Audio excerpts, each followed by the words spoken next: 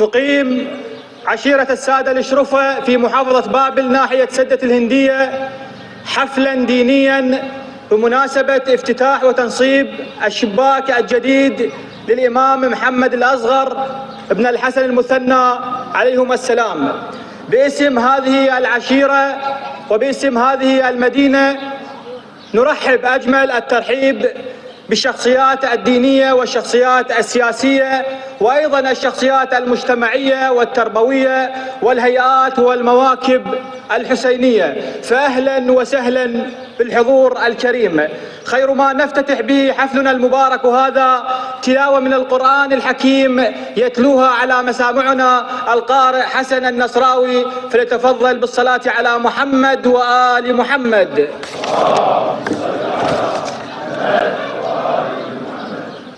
إن الذين سبقت لهم من الحسنى أولئك عنها مبعدون لا يسمعون حسيسها وهم فيما اشتهت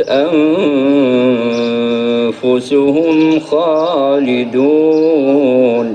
فنقول أولا الشكر والتقدير لكل من حضر في هذا الحفل المبارك، وكذلك الشكر والتقدير لكل من سعى وشارك بكلمة أو مال لإحياء هذه الشعائر وكذلك لبناء المقدسات.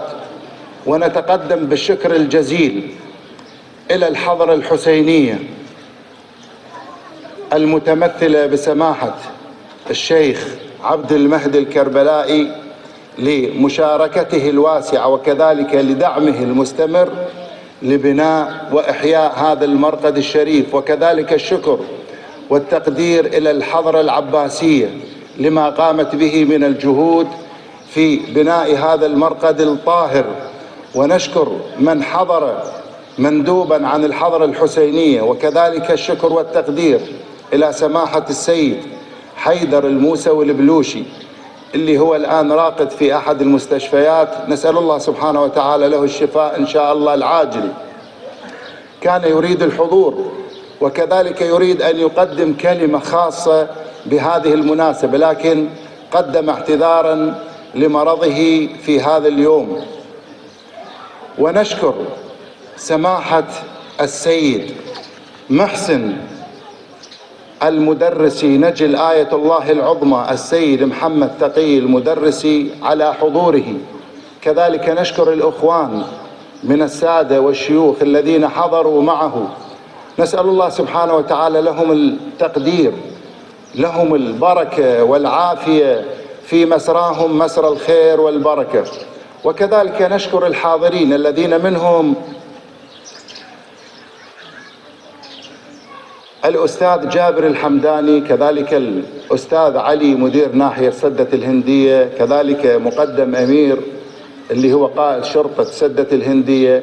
نشكر كل الإخوان الذين حضروا، كذلك الأساتذة الذين حضروا من كافة المناطق نقدم لهم الشكر الجزيل، وكذلك كل الذين حضروا وساهموا في إحياء هذه المناسبة العظيمة، المناسبة التي ربما طال أمدها فترة طويلة. قامت هذه العشيرة بجمع الأموال، كذلك الخيرين من كل المناطق الذين ساهموا، نسأل الله سبحانه وتعالى لهم التوفيق والبركة. والآن يتفضل سماحة السيد محسن المدرسي لإلقاء كلمته في هذا الحفل ببركة الصلاة على محمد وآل محمد.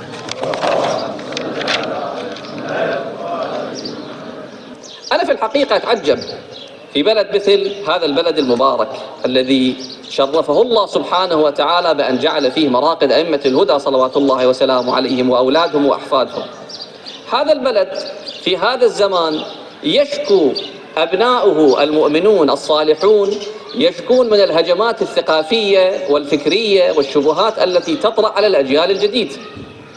تعرفون حسب الإحصائيات الرسمية اليوم هناك أكثر من 40% من شعبنا ومن أبنائنا دون ال 15 سنة. 40% دون ال 15 سنة، يعني حوالي 16 مليون شخص، شاب طفل وطفلة وشاب ومراهق ومراهق. وهذا في الحقيقة هم نعمة عظيمة جدا أن هذا البلد بلد شاب وطاقات كبيرة، لكن إن تم رعايتها وتوجيهها في الاتجاه الصحيح. وكذلك خطر كبير إن تم إهمالها وتم ترك هؤلاء لأعواد وإعلام العدو وللهجمات الفكرية والثقافية التي تطرأ على هذا البلد. اليوم الإخوة الحمد لله أصحاب الوجاهة وأصحاب السماحة موجودين ومطلعين على المسائل. اللي شوية مطلع على الأمور ومتداخل خلف هذه المسائل الظاهرة يشوف الإشكاليات الكبيرة والقصص في الحقيقة المرعبة التي تصلنا.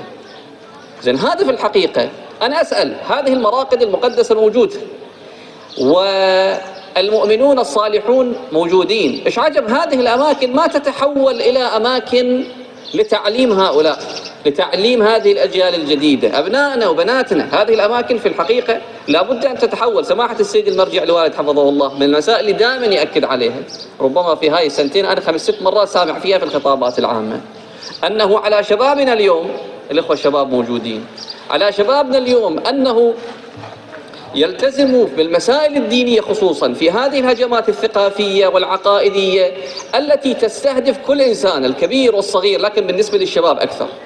بالنسبة لهذا لماذا لا يلتزمون بدراسة الدين الذي يسمى بالتفقه في الدين؟ ليش ما يلتزمون بالدراسة المنهجية، مو في الحوزات العلمية، لا في الحلقات الدرسية التي تقام في مثل هذه الأماكن؟ الحمد لله الذي جمعنا في هذا اليوم المبارك وفي محفل من محافل الإيمان العديدة، حيث نحتفل بإنجاز عمل طال انتظاره، حيث تم في خلال اكتمال بيت من بيوت الله، والتي قال عنها سبحانه وتعالى: في بيوت أذن الله أن ترفع ويذكر فيها اسمه. وما أكثرها، فهناك المراقد العلوية المقدسة لأبناء أمير المؤمنين عليه السلام وأحفادهم، والمنتشرة في بقاع الأرض في المشارق والمغارب، وكذلك الجوامع التي بنيت من أجل أن يرفع ويذكر فيها اسم الله تعالى، وتقام فيها الصلوات والشعائر الدينية المتنوعة. فبيوت الله كثيرة ومتعددة، فبدءا من مكة التي وجدت فيها الكعبة المشرفة، والتي اعتبرت هي البيت الأول من بيوت الله، وكذلك جامع الرسول الأعظم في المدينة المنورة، وكذلك المسجد الأقصى الذي شهد رحلة الإسراء والمعراج. نعم أيها الأخوة، من هناك ابتدأت الدعوة وتغيرت أحوال العرب.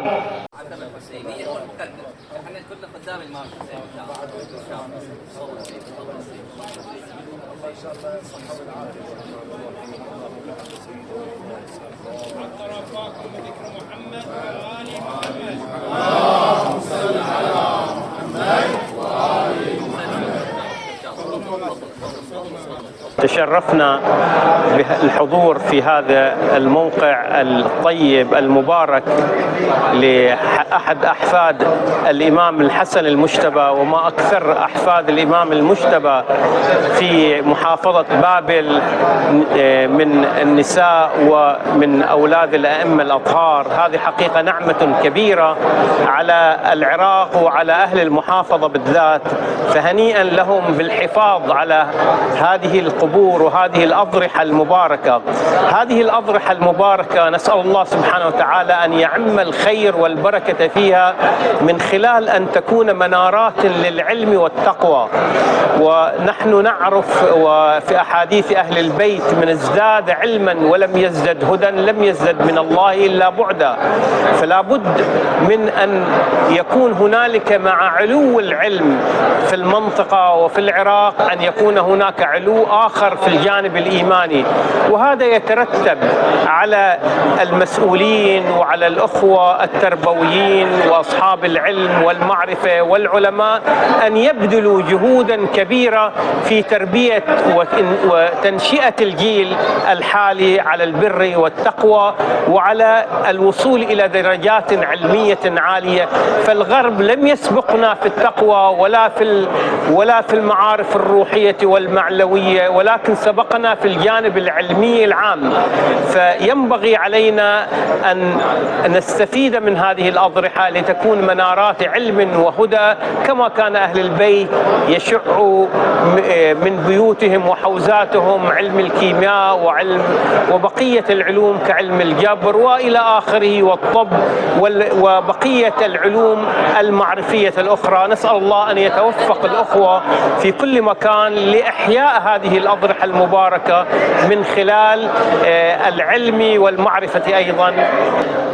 حضرنا هذا اليوم في سدة الهندية منطقة السادة المعافاة لحضور حفل افتتاح استبدالي شباك الإمام محمد الأصب الإمام الحسن المثنى برفقة السادة الأجلاء ممثلي العتبة الحسينية وممثلي العتبة العباسية، وكذلك نجل آية الله العظمى السيد المدرسي ومجموعة من المشايخ والسادة والمسؤولين وأبناء المنطقة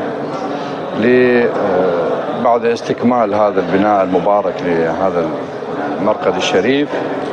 نتمنى أن يكون حفل خير وبركة وأمان إلى المنطقة جميعا وإلى محافظة بابل وإلى العراق جميعا، وإن شاء الله يعني تمد يد العون من العتبات المقدسة ومن الوقف الشيعي والمزارات إلى هذا المكان المبارك لتطويره والاهتمام به أكثر فأكثر إن شاء الله.